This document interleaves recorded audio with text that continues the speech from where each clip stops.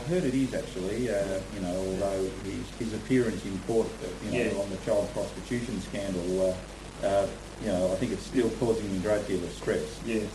He was greatly exploited, I think, there. He was, yeah. I think, because that child really ripped him off, $20 for a hand job, and David did it, Takes David a while with a hand job too.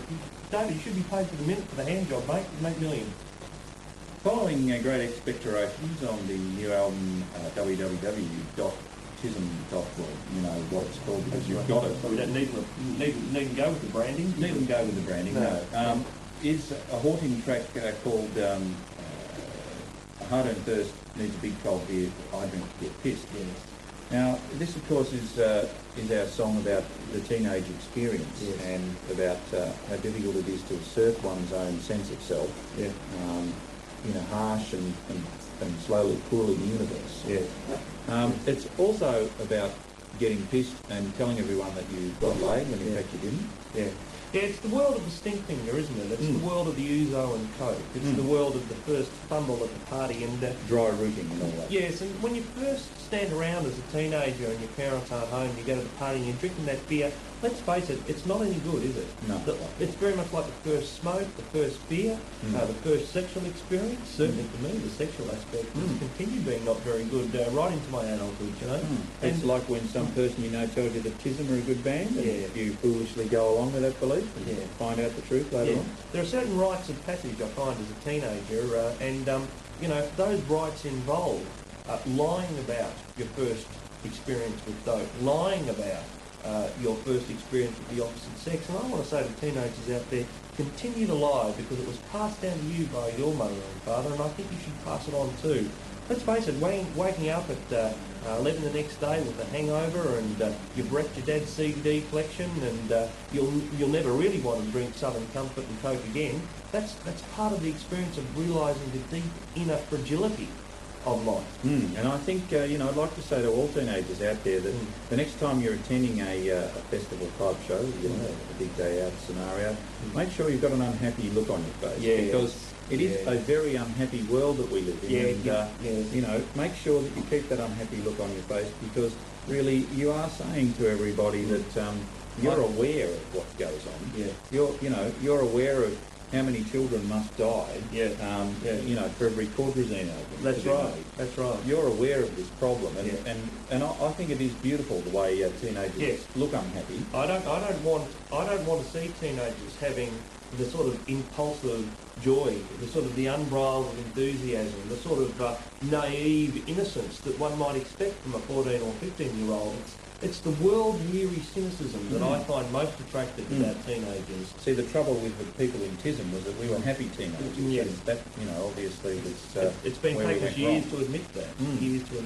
But that sort of feeling of, I'm going to go to see a band, I'm going to go to your big rock festival, and I'm going to enjoy my experience, I'm going to communicate that enjoyment to my peers, it really is not on. It really is not on. And I think that song is saying to people, continue to lie, continue the facade, and deep down in that innermost soul, there exists a happy person, but deny that happiness.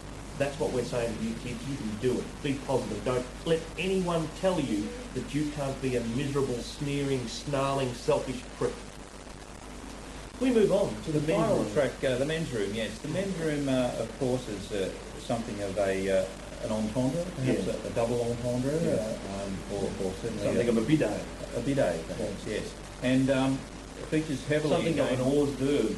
Indeed, and a water closet in our career, I think. Something of a Faubourg Saint-Germain.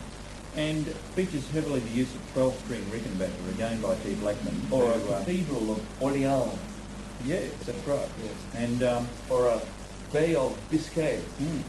And so, I think you need to sit back and probably pour yourself a Mitterrand glass of French champagne and enjoy this track, because it is a moment of Bowie, chill out, I guess. Moe. So. Why did they name that French champagne out of the eastern districts of Victoria? The town near Moe. If you'd been there, You know. I think you'd understand that. Yeah. You know, obviously, you're driving along there, and you come to Moe, and Suddenly it's all class, yeah, isn't it, down class.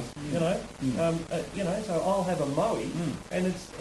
I wonder what the people in Paris all there drinking Moe, if they understand it's down there, and the. Of course, they don't drink Moe in Moe. No, They they drink these they drink- lesser inferior quality Paris champagne.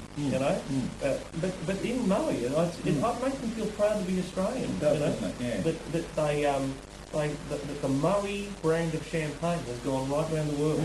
Same, I think, also with the fact that a lot of retail outlets have sales. And of course, Sale is right near Moe. Well, exactly, that's right. It's a pumping district, the Eastern District, isn't it? It is a pumping district, yes. I can't think of anything for Lakes Entrance, though. No. Back So to, we'll move on, yeah. and the men's club, no, not the men's club, the men's room.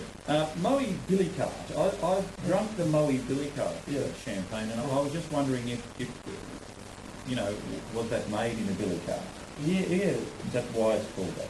Well, I would assume. I think that the Moe winemaker is very jealous, of course, of the name. It's no longer, you can't just go and anyone say, I'm from Moe anymore. No.